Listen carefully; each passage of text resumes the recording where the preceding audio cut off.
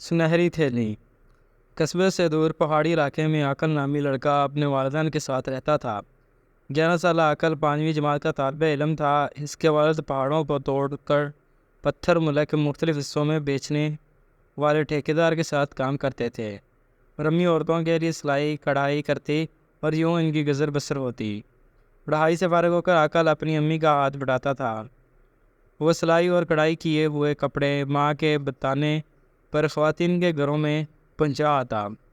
اس کی امی کو باہر بھی نہ جانا پڑتا اور وقت کی بچت بھی ہو جاتی۔ جو سامان ماں کو چاہیے ہوتا باہر سے وہ بھی خرید لاتا۔ ایک روز اسے کسی خاتون کے کپڑے دینے جانا پڑا جن کا گھر کافی دور تھا۔ جب وہ کپڑے دے کر واپس کے لیے مڑا تو شام ہونے والی تھی۔ ناہموار سنسان پہاڑی راستے پر وہ چلا آ رہا تھا کہ اسے کسی کے کراہنے کی آواز سنائی دی۔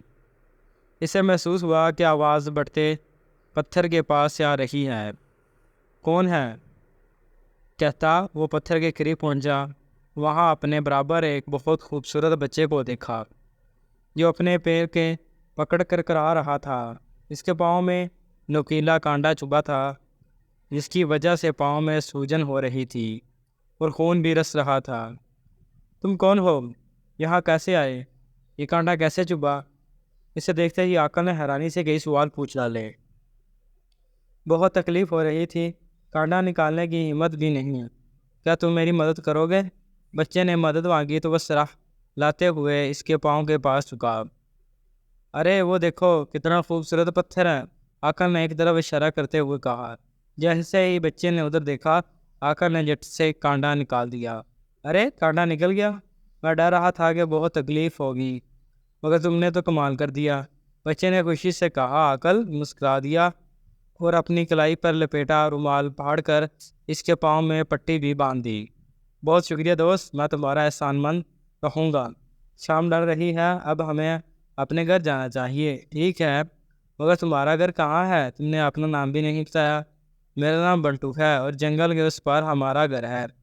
بنٹو ہسکی سے اٹھ کر کھڑا ہوا اور ہاتھ ہلائے ہوئے مخالف سمت چلنے لگا۔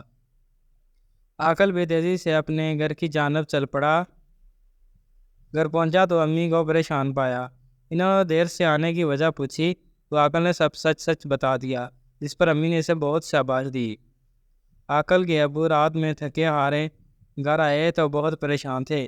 بیوی کے پوچھنے پر وہ بولے کہ ٹھیکیدار عام پتھر بیچنے کی آڑ میں غیر قانونی طور پر قیمتی پتھر اسمگل کرتا تھا۔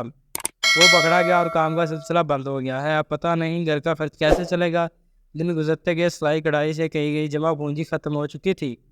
اس روز ان کے گھر راشن نہیں تھا اور اتنے پیسے بھی نہیں کہ کچھ خریدا جا سکے۔ عاقل کی امی نے اسے کڑھائی والا کرتا دیا کہ انہیں خاتون کے گھر دے آؤ تاکہ جو پیسے ملیں اس سے کھانے کا بندوبست ہو سکے۔ جب وہ کپڑے پہنچا کر آ رہا تھا تو اسے بنٹو نظر آیا۔ دونوں دوست سے باتیں کرنے لگے۔ بنٹو نے پریشانی کی وجہ پوچھی، پھر اس نے ایک سنہری تھیلی دی۔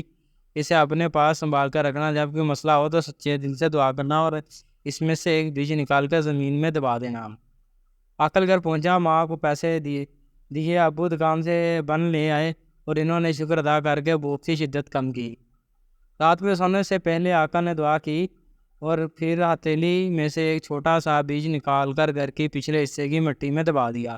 اگلی صبح وہ دروازے پر تیز دستک سے جاگے۔ کون ہے؟ عاقل کے ابو نے پوچھا اور دروازے پر کھڑے اپنے ایک دوست کو دیکھ کر خوش ہوئے۔ ایک بڑی کمپنی نے پہاڑوں کی کھدائی کا حکومت سے معاہدہ کیا ہے۔ وہاں کے لوگوں نے تمہاری ایمانداری سے متاثر ہو کر تمہیں انچارج بنانے کے لیے کمپنی کے نمائندے سے کہہ دیا ہے۔ میرے ساتھ چلو، انہوں نے تمہیں بلایا ہے۔ دوست کے بتانے پر وہ خود اٹھے اور اس کے ساتھ چلے گئے۔ عاقل اور اس کی امی بہت خوش ہوئے۔ عاقل بھاگ کر گھر کے پچھلے حصے میں گیا اور وہاں ایک چھوٹا سا پودا لہلاتا دیکھ کر حیران رہ گیا۔ ایک روز استطاعت مانگی کہ ماں کے کام میں برکت ہو اور پھر بیج بو دیا۔ اگلے روز اس بیج میں سے بھی پودا نکل آیا۔ عاقل جب بھی کپڑے دینے پہاڑی پر جاتا تو واپسی پر وہاں ضرور رکتا جہاں بنٹو سے ملاقات ہوئی تھی، مگر بنٹو نہ ملا۔ وقت گزرنے کے ساتھ ساتھ عاقل کے گھریلو حالات بہت بدل گئے تھے۔ اس نے سنہری تھیلی اور اس میں موجود بیج بہت سنبھال کر رکھے تھے۔ وہ بنٹو کو کبھی نہیں بھولا تھا۔ ایک رات اس نے ایک انوکھی خواہش کی اور بیج بو دیا۔ اگلے روز اپنے گھر میں بنٹو اور اس کے ساتھ ایک بہت خوبصورت خاتون کو دیکھ کر بہت خوش ہوا اور بھاگ کر ان کے پاس گیا۔ تم کہاں کھو گئے تھے بنٹو؟ اتنے مہینے گزر گئے مگر تم سے ملاقات نہیں ہوئی۔ ہم یہاں سے چلے گئے تھے۔ بنٹو مسکرایا۔ کہاں چلے گئے؟ بتایا کیوں نہیں؟ تمہاری نیکی اور رحم دلی سے متاثر ہو کر بنٹو تمہارا دوست بنا اور تمہیں جادوئی سنہری تھیلی اور بیج دیے۔ ہم انسان دوست ہیں مگر ہم انسانوں کے سامنے نہیں آتے۔ اس وقت تمہاری خواہش پر ہمیں تم سے ملنے آنا پڑا۔ خاتون نے کہا۔ وہ سب چونکے۔ ابھی ٹھیک کہہ رہی ہے، تم محنتی، اچھے اور رحم دل انسان ہو۔ تم نے میری مدد کی اور میں نے تمہاری۔ اگر تم ایسی خواہش کرتے جو بری ہوتی تو پورا نہ دکھتا اور نہ کبھی خواہش پوری ہوتی۔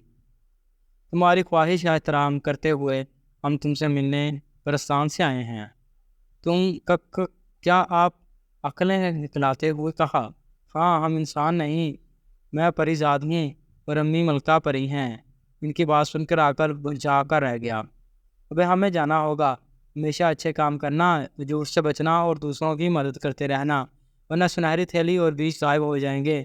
اچھا دوست، خدا حافظ، بنٹو نے کہا اور ان کے دیکھتے ہی دیکھتے دونوں غائب ہو گئے۔